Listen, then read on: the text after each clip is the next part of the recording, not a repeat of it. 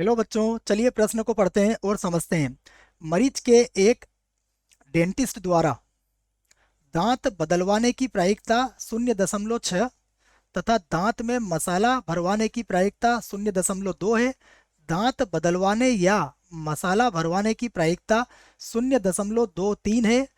तो दांत बदलवाने तथा मसाला भरवाने की प्रायिकता ज्ञात कीजिए। ठीक है बच्चों, तो यहाँ पर देखिए, प्रश्न को हल करने से पहले प्रश्न के लिए हम मुख्य अवधारणा लिख लेते हैं बच्चों। तो देखो, प्रश्न की मुख्य अवधारणा क्या होगी।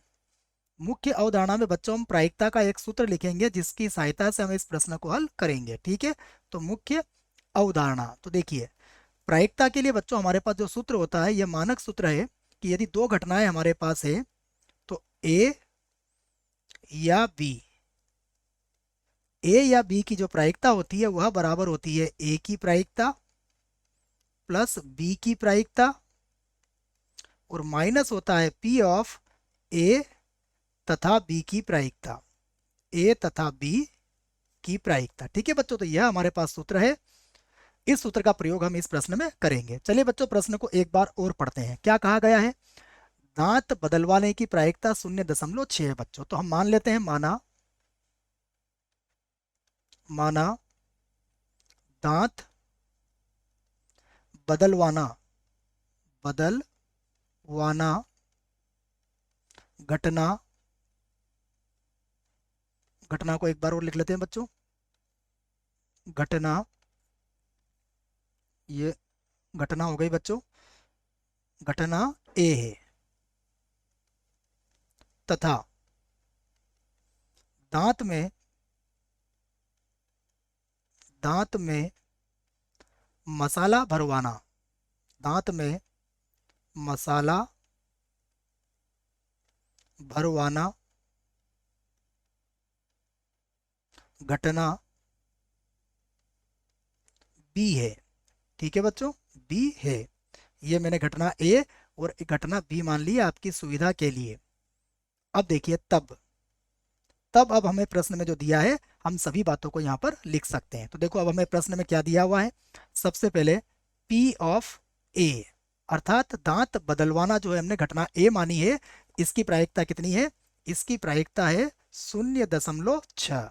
ठीक है, फिर देखिए आप, मसाला भरवाने की प्रायिकता जिसको हमने घटना बी मानी है, तो ये हो जाएगा हमारे पास बी, जिसकी प्रायिकता कितनी है? 0.2। उसके बाद देखो, दांत बदलवाने या लगा हुआ है बच्चों, तो या का मतलब होता है यूनियन। तो ये हो गया हमारे पास पी ऑफ ए या बी, और इसकी प्रायिकता हमें कितनी दी हुई है ए या बी की? यह दी हुई है 0.23। ठीक है बच्चों, तो अब हमें ज्ञात क्या करना है? हमें ज्ञात करना है पी ऑफ ए तथा बी की। तो ए तथा बी की प्रायिकता हमें ज्ञात करना है। यहां पर लिख देते हैं हम, इसे क्या करना है? हमें ज्ञात करना है। ठीक है, तो बच्चों देखो, अब हम सूत्र की सहायता से इसे ज्ञात कर सकते हैं। तो अब हम लिखते हैं, हम जानते हैं। यहां पर हम लिख सकते हैं, हम जानते हैं।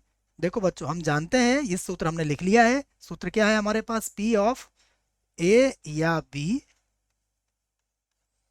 बराबर हो जाएगा पी ऑफ ए प्लस बनेगा पी ऑफ बी और माइनस हो जाएगा पी ऑफ ए तथा बी के। इसी सूत्र को बच्चों देखो ऐसा भी लिख सकते हैं कि अगर पी ऑफ ए तथा बी को बराबर के इधर लाते हैं तो आप इस सूत्र को ऐसा भी लिख सकते हो, पी ऑफ ए तथा बी बराबर क्या हो जाएगा? पी ऑफ ए प्लस का पी ऑफ बी और माइनस का हो जाएगा पी ऑफ ए या बी।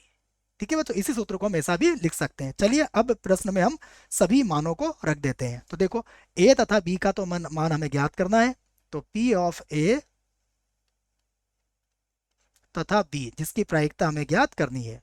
अब देखो बच्चों, ए की प्रायिकता कितनी दी हुई है? ए की प्रायिकता है 0.6। तो यहाँ पर लिख लेंगे हम 0.6। उसके बाद देखिए, बी की कितनी है? 0.2। तो यहाँ पर लिख देंगे प्लस का 0.2। और माइनस ये कितनी दी हुई है, ये दी हुई है 0.23। ठीक है, तो देखो इसको आगे हल करते हैं। तो ये हो जाएगा हमारा 0.8 हो जाएगा बच्चों, तो 8 और 0 भी लगा सकते हैं, और माइनस का हो जाएगा 0.23। ठीक है बच्चों, अब देखो इसको हम घटा लेते हैं। तो 10 में से 3 घटाओगे बच्चों तो कितना बचेगा, हमें बचेगा 7। उसके बाद फिर बचेगा यहाँ पर 7 में से 2 गया तो कितना बचेगा, यहाँ बच जाएगा 5, और ये हो जाएगा हमारा 0.57। तो यही हमारे प्रश्न का उत्तर होगा बच्चों। आशा करता हूँ आपको इस प्रश्न का उत्तर समझ में आया होगा। धन्यवाद।